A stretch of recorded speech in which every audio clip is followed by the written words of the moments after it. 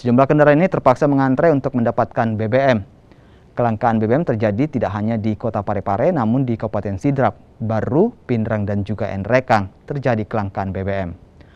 Menurut pihak Pertamina, kelangkaan BBM ini lantaran meningkatnya kegiatan masyarakat setelah Sulawesi Selatan berada di level 2 PPKM.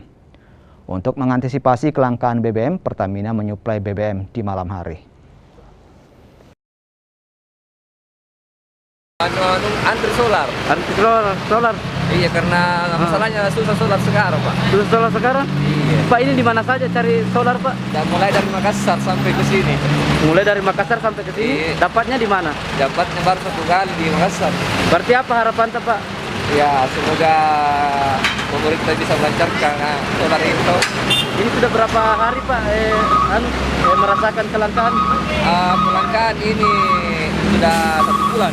Saat ini kondisi PPKM sudah turun ke level 2 sehingga mobilisasi kendaraan masyarakat meningkat yang mengakibatkan konsumsi BBM pun turut meningkat.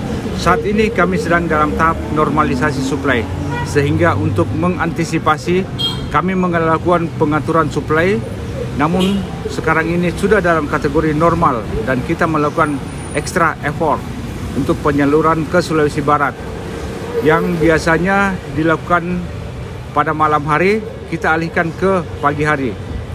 Kemudian wilayah yang terdekat lainnya seperti Pindrang dan Parepare yang suplainya diawali pada pagi hari, kita mulai subuh jam 4.